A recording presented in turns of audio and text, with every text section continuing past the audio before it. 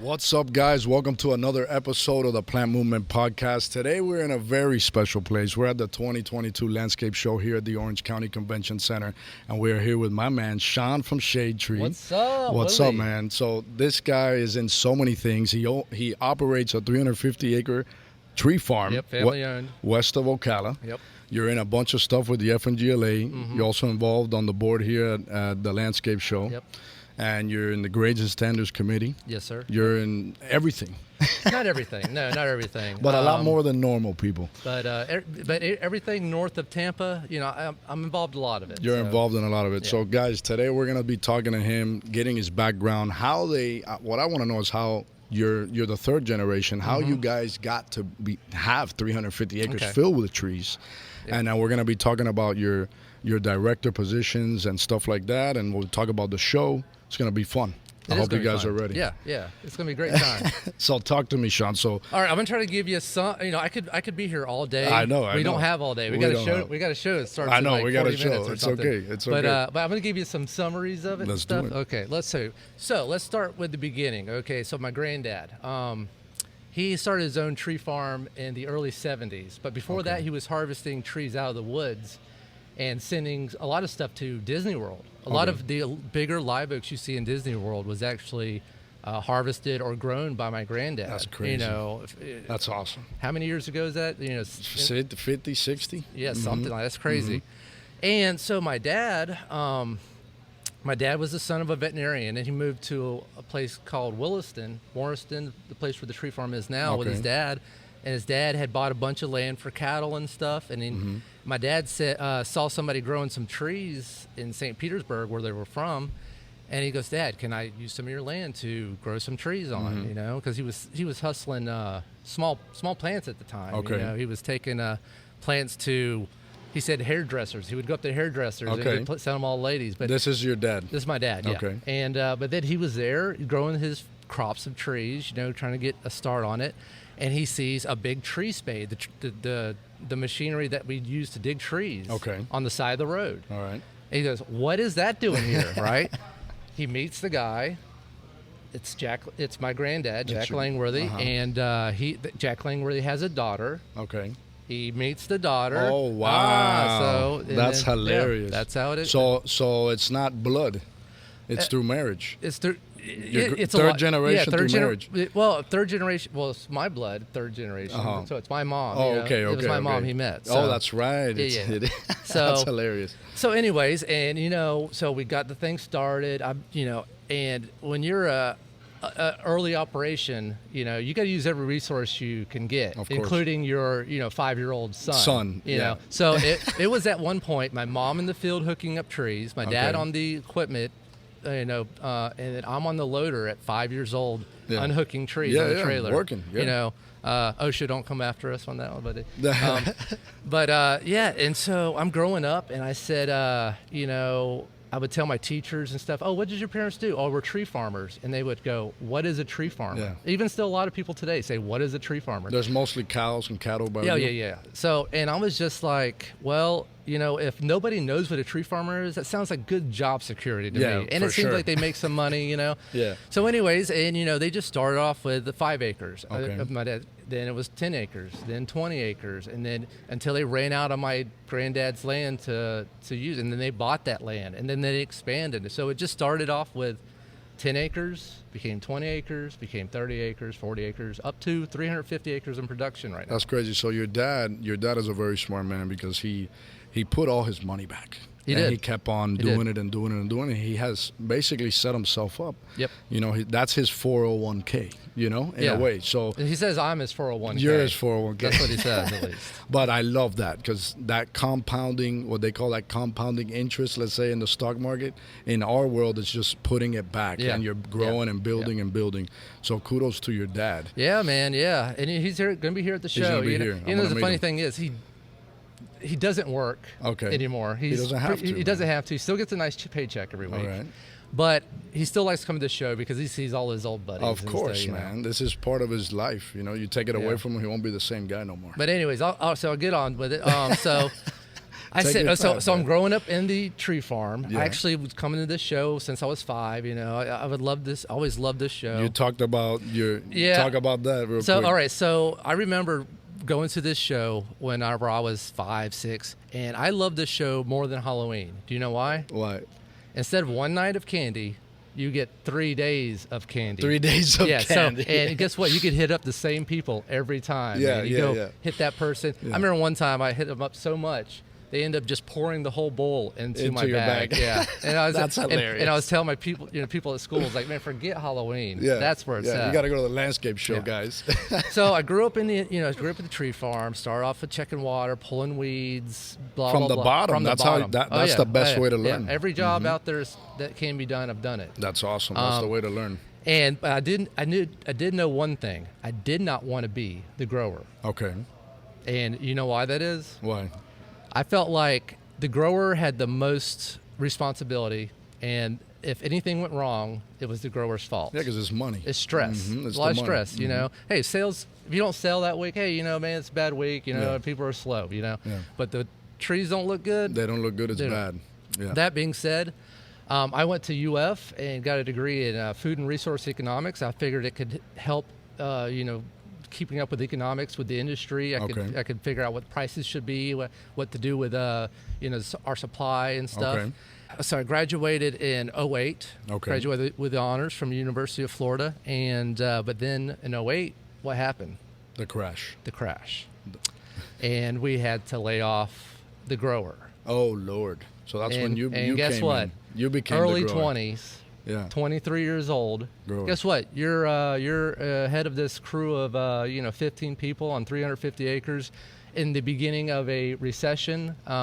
Good luck. Good luck. Make it happen. Make Figure it happen. it out. And that's why I feel so confident. People talk about a recession coming up maybe or something. Yeah. And no matter what, if you went through the last recession, the last crash, you can get through anything. No, but and also you guys are set up differently than a lot of people. You guys have that security of having all this land paid off. It's zero debt. You look at the portfolio from outside, and it's like, guys, you can basically say you're recession proof at this point. Yeah, we're doing well. But the trees never stop growing. So No, they never stop growing. so- But I'm saying if they get bigger, they're worth Yeah. more, or Yeah. whatever. It We've depends. seen before in 08 to 12 that stuff wasn't moving. Big stuff didn't move. And honestly, our biggest income of money we've ever had was in the recovery from the last recession, and that's because we had so much overage of material, and then when the prices shot through the roof. Yeah, you were able to click up the price. Yeah. So, but and by the way, on the grower thing, you're killing it, man. Oh, man, thank You're you. killing it Thank you. because Try. it's beautiful. we I try. know how We to try. grow a thing or two as well, but not these things. These are man, gorgeous. It gets easier as they get bigger. I know. But anyway, so along with my path of life, which I'm sure everybody's just dying to hear You guys are about. stoked right Yeah, now. yeah. No, But, man, all right, this guy's a brain. All right, so I became the grower early 20s. I lucked out by getting on the Florida Grades and Standards committee. Talk about that because a lot of people don't All know right, what this that is. this is a game changer for me. Listen to this, guys. Okay, so Florida Grades and Standards. Every tree that is, most every tree that is sold in Florida, especially through DOT and government bodies, you got to meet two things. One is the specs that the architect, Which is the wrote. height, width, and the caliper, Yep. all that stuff. The second thing is it a Florida number one? It'll usually say Florida number one or better. Yeah. And there's grades. So Florida Fancy is top, Florida number one second, Florida number two is third, and then a call is after that. Okay. But basically in the industry, Florida number two is a call because everybody Most wants. of the proposals I get, they just say call. Call. So anyways, I got on this board, and I'm like 28 or something, and I probably shouldn't have even been on there. Who knows? But I was able to help develop some of the rules. I've been on 2 editions of the current grades and standards, and to help develop some of the rules and learn all about it by debating with other people in the room. It's a lot of work creating, updating that grades and standards manual. Yeah, And but you've been in it from a young age. yeah, that's true. That's So I true. helped Well, you out. what I brought to the table was practicality. I think everybody talks about a perfect tree, but Yeah, you Not can't really, everything's perfect. you can't get up there in that 30-foot tall tree. Yeah. You know, because you can't work that leader. Yeah. You know, No, you just, especially you're growing 350 Yeah, acres. So exactly. you're gonna have something that's not Yeah. 100%. So that helped me, and it still helps me today when there's somebody say, "Hey, this inspector's giving me problems." I say, "Well, tell me, let me talk to him, because Yeah. I can guarantee you, that's not a failed tree." You know? Yeah, because you know. Because I know, because it actually takes quite a bit. It's like, hey, do you know who I am? No. But and then so I'm also got heavily involved with the FNGLA, which is a great marketing tool, networking tool, and I got involved with my local chapter, became president of that chapter a few times, and then I became part of this landscape show committee, which I always wanted to be part of it, because there's some perks with being part of the landscape show, and this show is near and dear to my heart, like I mentioned earlier. Of course. And so if I could get on that board and help get the show started. I just didn't know how much work it was going to be. These guys do a lot of work, man. And it's all volunteer. It's all basically all volunteer. I mean, you get a little bit of perks, but but you get the prestige. You get yeah. the prestige of being on the board. You know. Yeah. So you're somebody. You're not a nobody. So anyways, so now at this point, I am. Let's see, I'm the grower still at the farm. My mom helps a lot too. And the guys too. Repetition, they know. Yeah, I mean, our guys, we got the best crew, man. They've been for a while. 20 years, 15 years. At 15, 20 years, you don't even got to tell them anything. They just know. This week, I sent a group text to them all. I said, "Hey, I'm going to be at the show all week. Make sure you check water." Yeah. And I haven't heard a word. They haven't even called you. They're probably on break. They're probably just chilling out in the field. They're hanging out. They're hanging out. You're Waiting gonna have to fly your drone over there.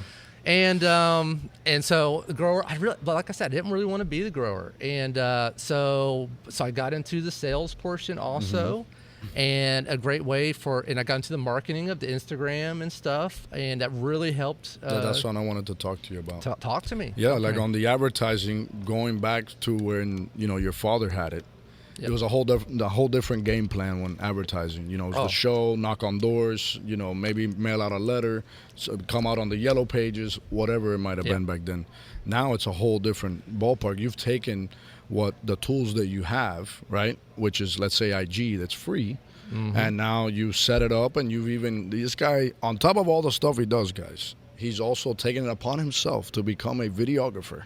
And he does a pretty good job. Pretty good, not like you do. No, but I don't do anything. That's but it's Mr. all on my Eddie phone. I do everything on my phone too. Yeah. So I mean, but you've gotten better over time, and it's working to the point where you've gotten people from all over the place that are reaching out to you that they didn't even know you existed. Yep. So it works very, very well. And like you were saying, so my granddad had pretty much no means of advertising. Okay. Maybe a newspaper. Maybe a news. Yeah. Unless the odds of that. And mostly that was just word of mouth. Hey, I know an old hillbilly that can hook you up with some trees. Some trees. Yeah. And then I say my dad had to pay thousands of dollars to be in the plant finder or this or that bedrock. Which is great. Which is great. Oh no, I've been using them still, since day one. It's still a staple. It's still a staple. But that being said, now we can advertise daily and live and and video and drone footage. Yeah. You open up. It's not cracking on any kind of. But you open up a page in a book and you see a picture of a tree and you go, okay, well, I mean, do they have one tree like that? Do they have 50 trees? Do I have 100? But when you see a drone shot of a field of 1,000 or 2,000 of these trees. No, and it was posted today. It was posted 1 hour ago. You're like, oh Lord. Or even better, trucks being loaded. You see, like, live, hey, it's not, hey, we're doing this picture for advertising. Yeah. This is what our customers are actually getting. And people say, I want those being loaded on my truck. Yeah. No, what's good about technology now, and that reference as well, like what you were saying, like we use Plant Finder, which is Bedrock. We also use Planet. Yeah, me too. Right? But Planet, and both of them on their online subscription, they have, you can put a photo. You can update that photo every day. You can update it every 5 minutes if you like. Right? But with Instagram, you have the stories you can use, that you can talk about it. You got Reel. You can sell your product through these platforms. Also Facebook, people using TikTok, right? So it's like very interesting, And then it actually links you up with people that that follow that algorithm of looking at stuff like that. Yeah.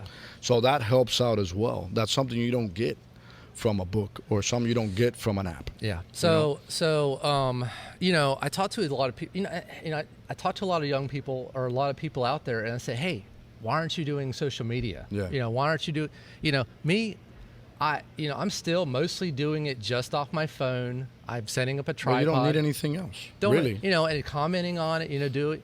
And I did buy the drone, but I'm in like about $1,000 or less. That's nothing. It's nothing. It's nothing. That's nothing. And I talk to these people and I say, why aren't you doing it? Oh, I'm just not ready yet. Oh, I need to get more perfect. I was there. I said, but honestly, I'm the other way. I'm like, hey, I'm going to do my first one and it's going to be okay. Yeah. Or it's going to be bad. It's going to be bad. Who cares? The second one's going to be better. Third one's going to be better. Hey, you're not going to get better by not trying, just planning and doing all that. You're going to get better by doing it. Yep. That same way with the growing the trees. We tried a certain way. Hey, let's test out another way. We try it one time. Either it works or it doesn't work. Yeah. No, you have to go for it. If you guys are listening, you don't have an Instagram for your business, you're missing out. You're missing out because the second you jump on there, you can get customers, people that have the same interests as you. You can build relationships with people, have friends. Like some of my really closest friends that I can open up and talk to them about industry, money, stuff like that.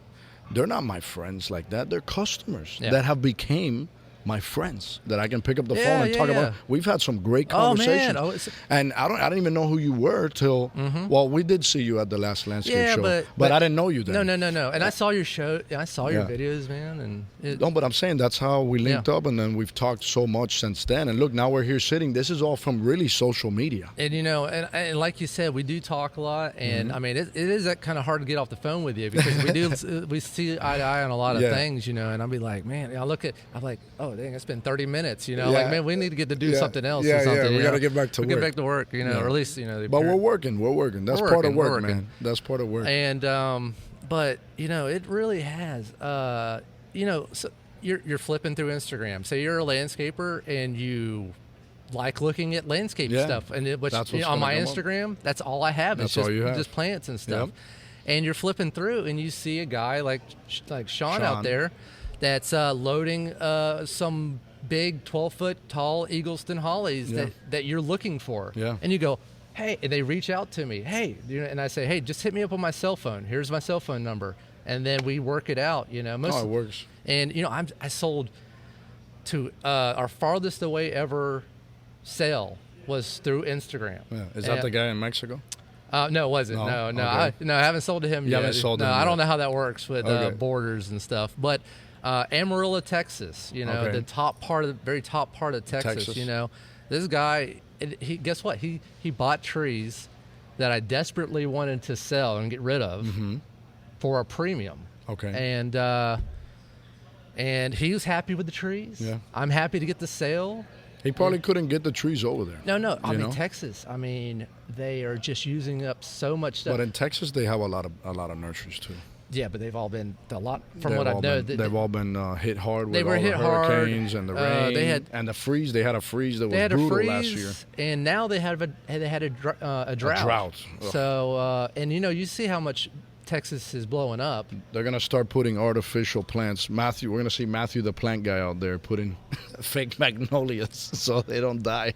So I mean, Texas was buying out of Louisiana when and then Louisiana ran out and they started buying from Florida. I'm selling to Louisiana. That's sending trees out to Texas. No, Texas wiped out Florida, the whole state, especially South Florida.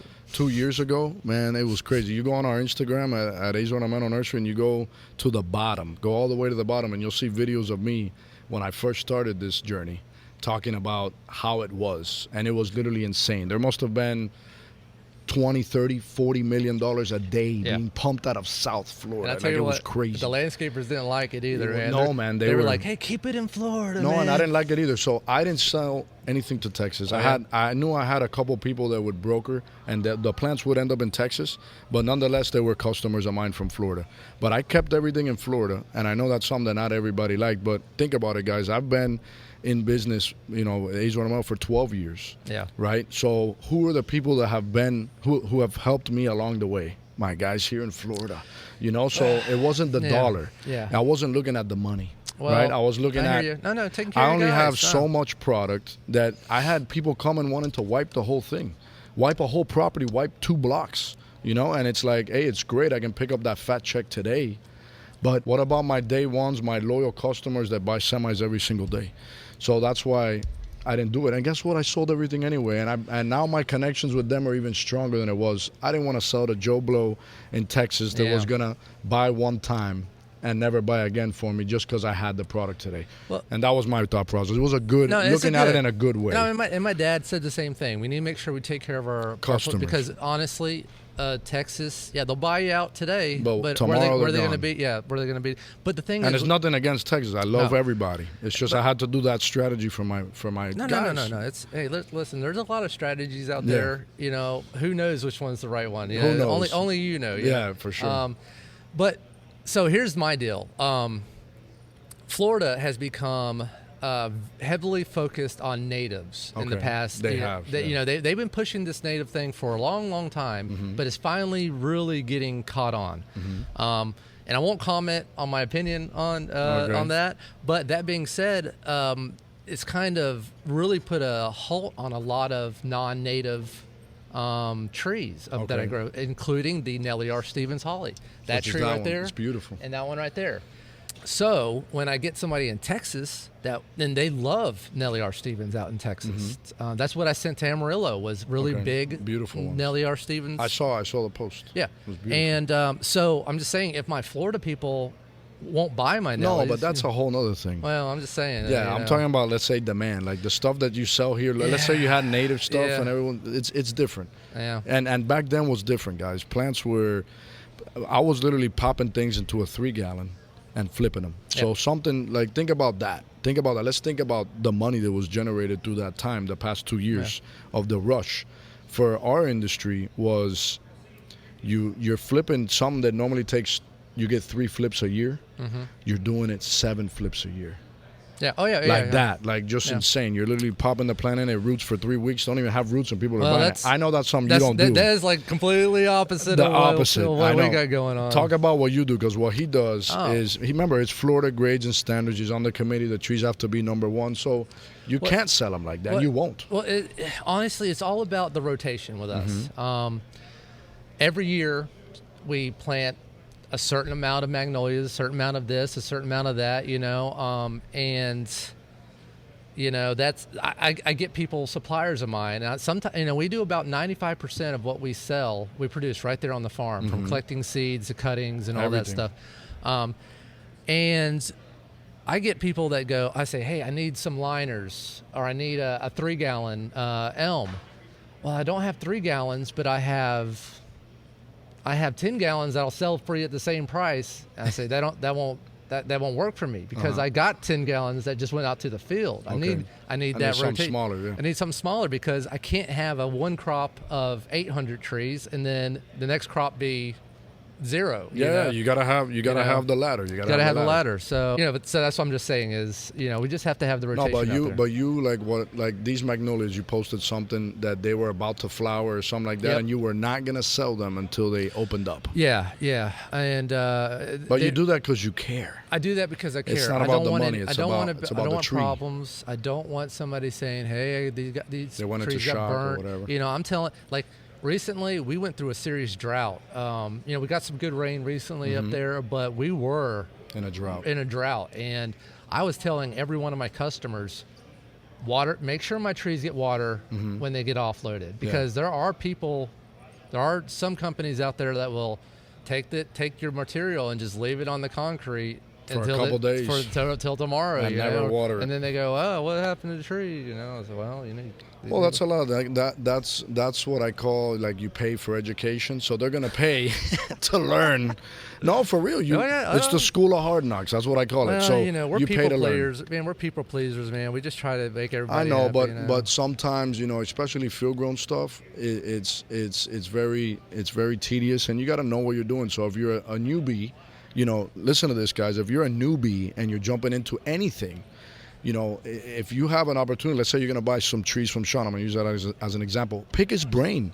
Say, hey, do I have to tie it up? Do I leave it tied up? Do I water it? I don't mind. Do I put it in the ground? And then, like the palm trees, how long do I keep the Canary Island wrapped up? You know, ask those questions to the grower, whoever you're buying it from, because that's how you're going to save a lot of money. And honestly, you know, I know people think, oh, you know, I want to look like a professional. I'm not going to ask those dumb questions. Guess what? That's the dumbest thing you can do. There are. You ask me an answer. You know, ask me a question. I may give you a different answer than someone else. So there's not like there's not a standard answer. There's not a standard answer. I mean, you know, we got the grades and standards, but like the basket removed. People ask me about basket. Should I take this basket off? I say, hey, we advise you leave the basket on. Because it keeps the tree secure in case of wind. You know, you don't have to use as much, you know, support on the trees. But there are people that, you know, they like, oh, we got to take this basket. I'm like, you can do it, but that's not if you're doing it for the health of the tree, it's not what I recommend. You know? I recommend you leave the basket on till the tree's established, and if you want to cut off some of the surface level wire or something, so you can. You know, some tractors don't hit it or something, then you can. But you know, it's the tree. If you're worried about the tree's health, that's what I would recommend. And that's just one point in it. Yeah. You know? Shaun, you're a book of knowledge, man. I know. Let's say your father started the business, but you have proven yourself in a big way, because you're involved so heavily into so many different things, and you're one of the younger guys in all of those things. We could talk about that. Like, there's a lot of all those things that you're in. That you're board of this, director of this.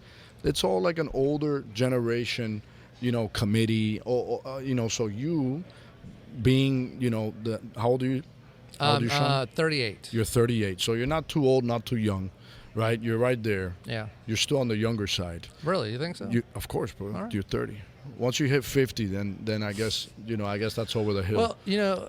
But I'm saying you bring that new flavor to all this, and the ideas, and being able to be on a board and talk to them, and you have an outgoing personality. So, hey, why don't we do this? And hey, what do you think about this? It's tough though with a group of leaders together. I know. Like, everybody wants to be the guy in charge. You know? I know, but you don't have to be in charge. But you're there. You're sitting there. You have that newer brain, you know, that newer school mentality that you can at least throw something at them. Well, you know, I was going to mention, it just popped in my head. So, you know, you said, hey, Shaun, you're doing all this stuff. You know, you're really hustling and trying to, and I think that comes from, you know, I grew up, you know, when my parents were starting off with the tree farm, we were basically poor. You know, everything was going into the farm. Yeah. You know, we were poor. Yeah, you were cash poor. And guess what? You know what? Rich. And I think it's maybe a subconscious fear of being poor again. Hey, I don't want to ever be poor again. You know, so I'm gonna go out there and work hard. Of course. I'm gonna make sure. Hey, if there's a new outlet that can get me some new customers with Instagram, I'm not gonna be like, oh, you know, I'm not gonna get into. A lot of what I hear from people is I don't have time for that. Yeah. You know how long it takes me to upload a video. Yeah. With editing and everything, most time 15 minutes. So just do it. Yeah. Just learn to do it and do it. You know, did it take me? It don't even have to be a video. It can have to be edited. Just anything. It could be just anything. Yeah.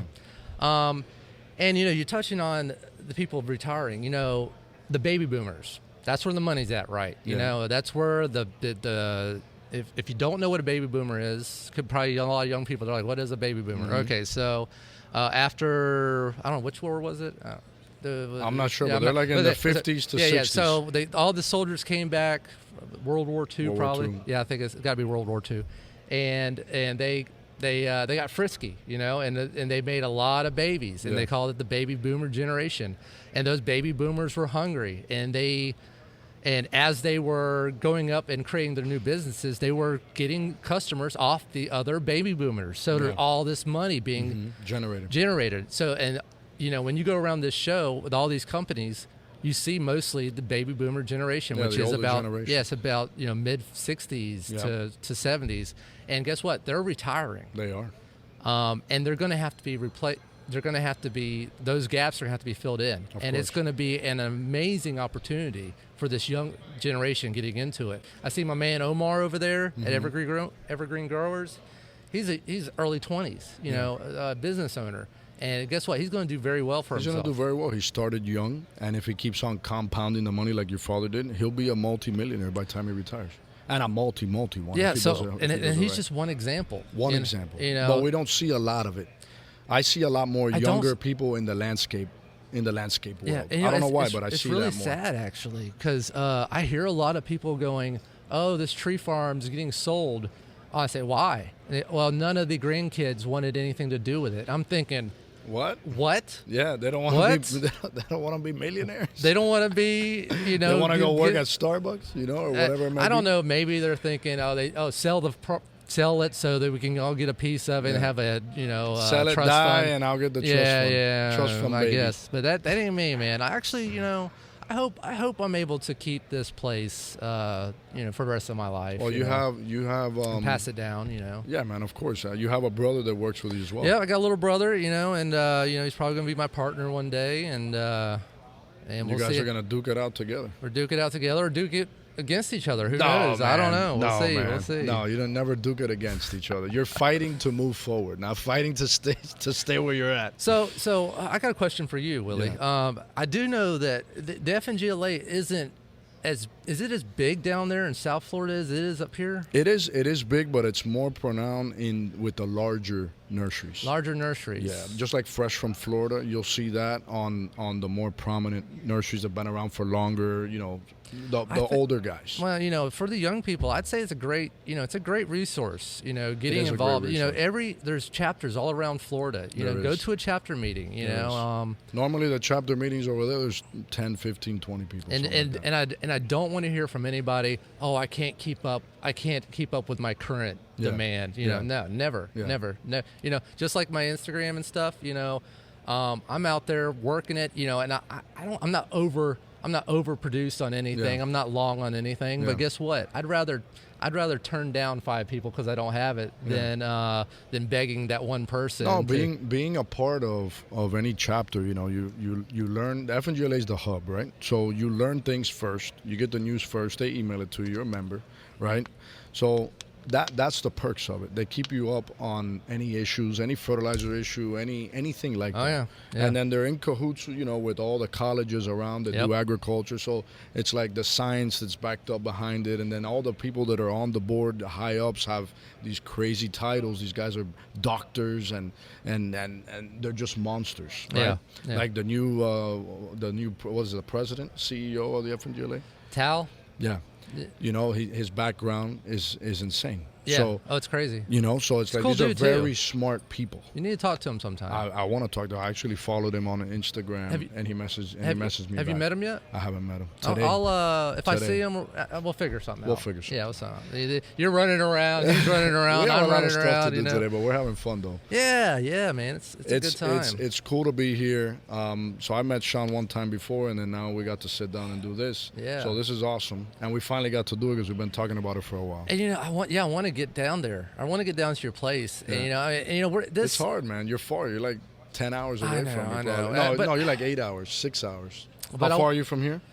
From here, I'm 2 hours. So you're 6 hours away from us. And I want to come down there and maybe have a beer with you, Yeah, right. and Hang then out. hang Go have out, lunch. Go not hang be out like, for the hey, day. we got a show coming. Like, what time was it? Let's see. We got some time. So this is what we can do. You can come down. I'll get you a GoPro, and then you can vlog with us throughout the day. Nice. I I'll would take love some of these beautiful landscapes we go to. Yeah, there you go.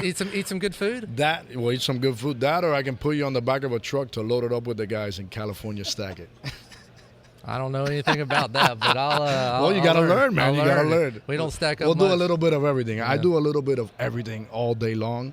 And that's my office is the most exciting office. That's why you always see me energized and pumped. Yeah. Because I'm very optimistic of the future. I know that it could be positive, it could be bad. That keeps my energy level up, and all the stuff we do all day. We're never in the same place you know for more than an hour. You know what I love, man, at the farm is in the mornings. I'm there at 7, and I get the crew start. I mean, they get started. I'm there in case they have questions, but they get started, and I go out to a field somewhere like 7:30. Nobody's calling me yet, hardly.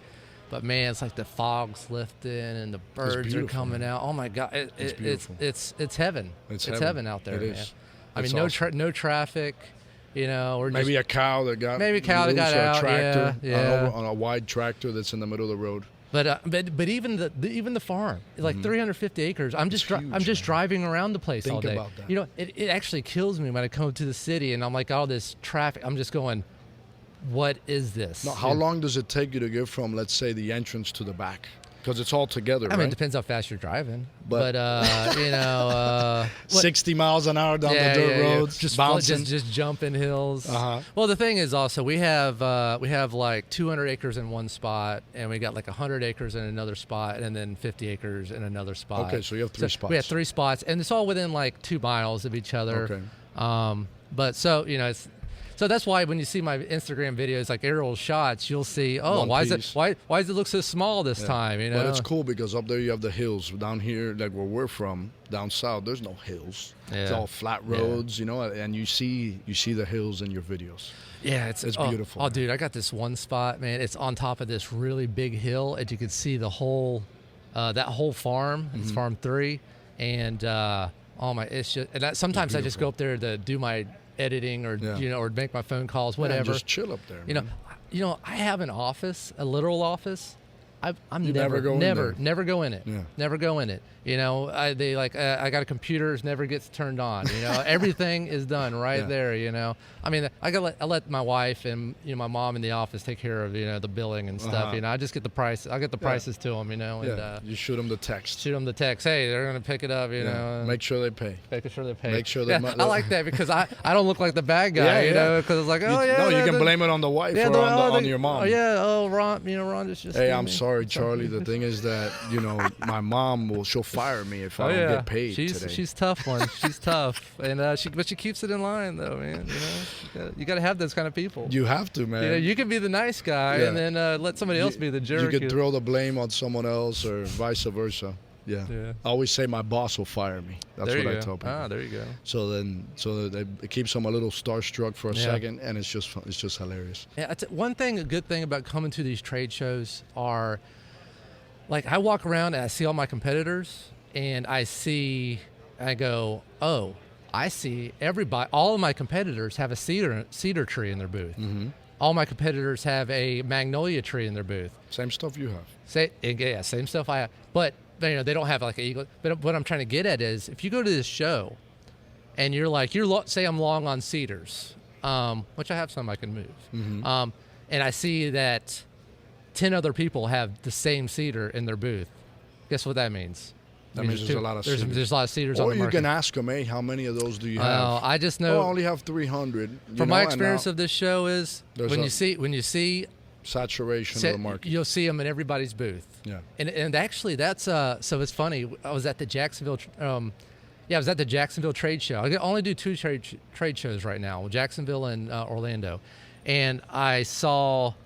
I'm walking the show, and I see, and this was right at the end of the crash, the recession, and before that, everybody had a live oak in their booth. Live oaks were the price dropped to about like $50 for a 3-inch caliper live oak. Wow. And then I see every year there's trees for like 5 years in a row. There's live oaks, and then I'm walking the show. Guess what I don't see? What? Live oaks. Live oaks. And I go, it's about, it's about, there's about to be a shortage. Yeah, you called your wife, honey, click it up 40%. We pulled the price list off the table. Yeah. From that show. Yeah, but why? Why would you leave it there? Because you cross it off above 40% or whatever it was. So and within probably 2 years of that, it went from $50 to $300. That's crazy. Yeah. Yeah, because no one did them because they was saturated. Because and it was saturated. That's why, for me, I see saturation, but I keep on. And I make them better. And I don't stop. That's the trick. I don't stop. Because I'm going to sell mine. The customers call me, I have opportunity to sell mine. I don't have to go, that's what it is. It comes with time. It comes with relationships. It comes with all that. But you never stop. Or you maybe can come down on the numbers a little bit, but you want to stay strong because then you'll be the man that has them. You could be the man that has them. That's it. And you're known for that, Yeah, because at that time, people were saying, I won't grow another live oak. These growers, I want, it's very hard to burn a tree on one side and buy it in on another side, So it's like these growers, I ain't going to do any more of these live oaks. And guess what? There's a huge shortage. Yeah. I wish they had them. I remember people coming to me going, let me just buy 500 of your live oaks off your pad. Please. There's a shortage. I said, man, I can't do it. And those 500 live oaks turned into 150 grand extra. Of course. I couldn't. You can't, man. Can't sell. You can't. I can't sell this tree for $15 or $10 or $15 when I'm going to make it $300 in 2 years. You tell them, give me $200 and you can have it. You can buy it at the 3-inch price. There's so many tricks of the trade, man. But Shaun, how can people get a hold of you? So they can hit me up on Instagram, and then they're going to get Shaun. No, not Shaun. It's Shade Tree Farm Inc. Mm-hmm. They can hit me on Facebook. They can hit our website. What's your guys' phone number? 352-528-6007. And I'm pretty freely give out my cell phone. So I love talking to people. Yeah. I love making sales. You guys got to call Shaun and just blow him up and talk about his trees. Just blow me up, man. And I might make you pay the first time. I might make you pay up front. If you got money and you got land and you want to do a tree farm, call Shaun. He'll tell you how to do it. Give him 50%. There you go. Yeah. And you call me and give me 10. Well, hey, man. I just want to say I appreciate you inviting me onto this. Thank you, man.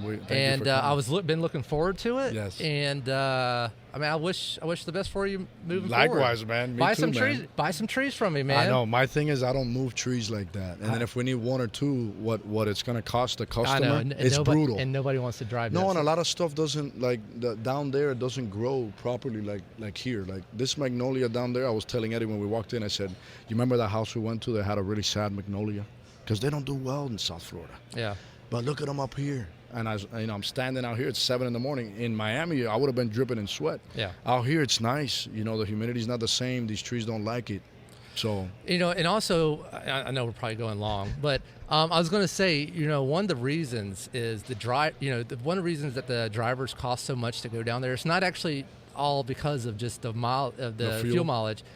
It's they want. See, a lot of times we load the trucks the day before, and then they get to the job site at 7 a.m. and they're back to load for the next day. They're back to my farm to load for the next day. But if they go to South Florida, like a 9-hour trip, they can't. They can't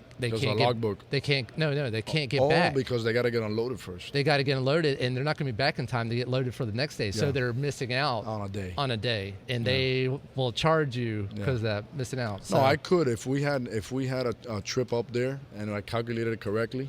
Past you or up there close to you, I can stop with a gooseneck, pick them up, and come back down. But that's hard to figure out all that logistics. But it all depends too on what my clients are asking me for. But anyway. The landscapers, you guys. The garden center is what they asked me for. But like I said, I appreciate it, man. God bless you, man. Keep it up. Keep going. I'll catch you on IG. I hope you guys enjoyed this. This is the man, the myth, the legend. Shaun from Shade Tree. This is the man. Shaun from Shade Tree. We finally got him on an episode. And it wasn't in Zoom. We did it in person. So God bless you guys. I hope you guys enjoyed this. All right. Give it a thumbs up. If you like it, please subscribe to our channel. All right. And please go on IG right now. Stop what you're doing. Go on IG. Farm Inc. Shade Tree Farm Inc. Check out what he does. He got a big machine that digs the trees right out of the ground. It's super cool. It's super cool. Super cool. God bless you guys. Enjoy the rest of your day. Bye.